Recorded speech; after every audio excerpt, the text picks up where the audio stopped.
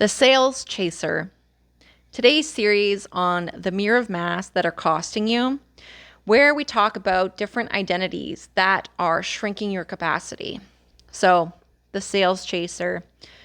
You learn sales, and a lot of the time I think it's ironic in the fact that you might be getting the numbers, but you could actually be getting higher numbers by quitting this idea of selling things. This is the Residency in Power with Autumn Oakley.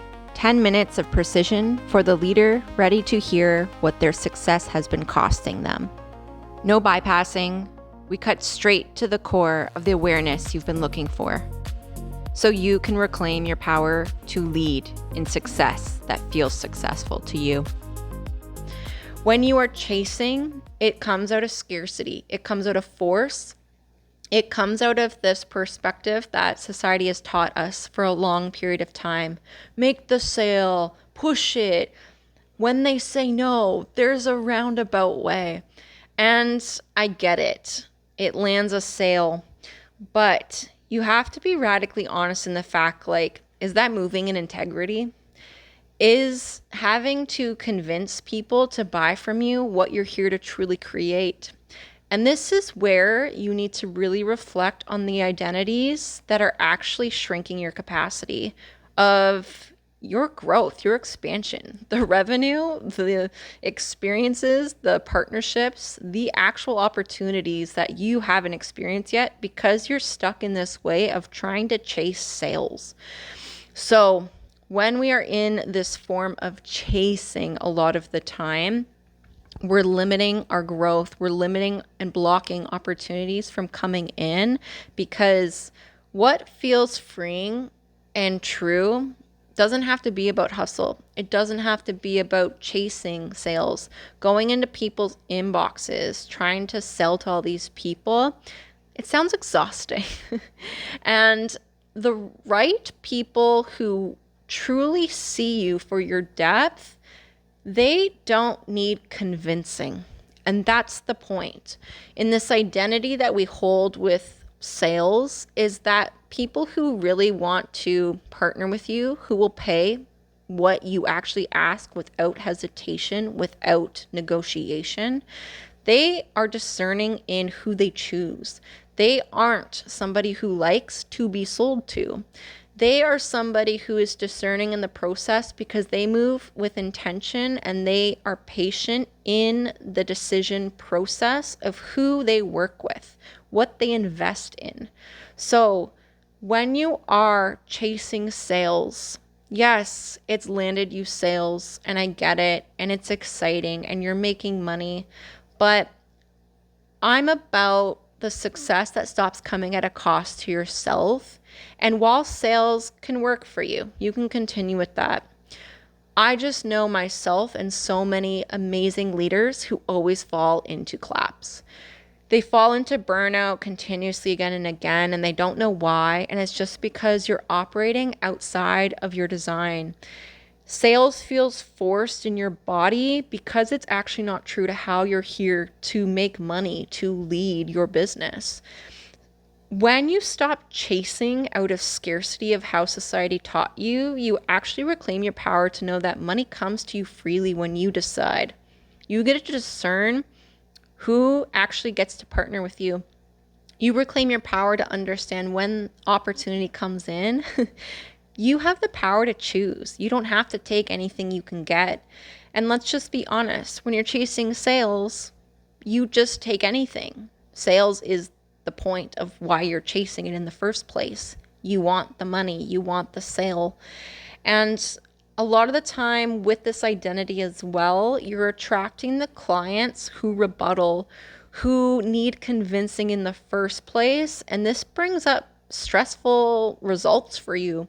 Why? Because when you're chasing the sale and they say no because they're unsure, and you convince them to buy in that conversation, that call, yeah, that's cool, you got the sale, but let's just be honest. A lot of them might come back later to try to get a refund from you. And I see it all the time of they didn't want to purchase and then they purchased from you, but you finished it, in a faster time than they thought you did. So they want a discount, even though that doesn't make any sense. But these details are the example of like what you're attracting, because people will come up with any excuse if they're in scarcity, if they're not sure of actually investing in what it is you're trying to sell to them in the first place. Why? Because life is a mirror of that. You attract that energy. So when you need to convince someone to buy from you, okay, that's great. And a lot of the time it works out. It depends what you sell, it depends what you offer.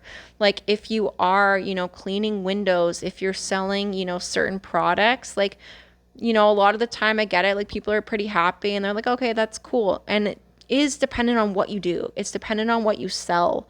But I see amazing leaders who haven't really focused on the fact that like what they're selling is actually about discerning. It is actually for them to reclaim power and understanding that they need a discernment process and they don't need to chase anything, because it's a different aspect of you selling, a bunch of products online. I get it. That's numbers. That's a product-based service. When you are in this element of chasing sales and you're going and knocking on doors to, talk about the roofing that you construct, or, you clean windows, like it's a different approach. And that could vibe with you and that's cool. But there are amazing leaders who are actually chasing sales in the wrong industry. They're coaches and they're in people's inboxes and they're trying to chase and they're hustling and they're exhausted and they're depleted. It's a different energy. Coaching, consulting, all of these details, it takes extra effort, energy of you as an individual to hold space. You need to up your pricing. You need to understand that you're able to discern and reclaim your power, that you don't have to chase things. When you let go of the identity of chasing sales, especially in certain industries, of what it is you offer and share, you are able to reclaim that time, reclaim that money without the time being taken up, without the extra effort, the force, the having to chase and look in this space of scarcity, because you allow things to come to you. And what an easier way to do things, that you create the systems, that you attract the right things to you, that you don't need to chase anything. Why? Because you are so embodied in who you are as a leader that people choose you for you. Honored to have you here. If this found you, it was meant to. 'Tis I, Autumn Airy Oakley. This is the Residency in Power, leading in what is built to last.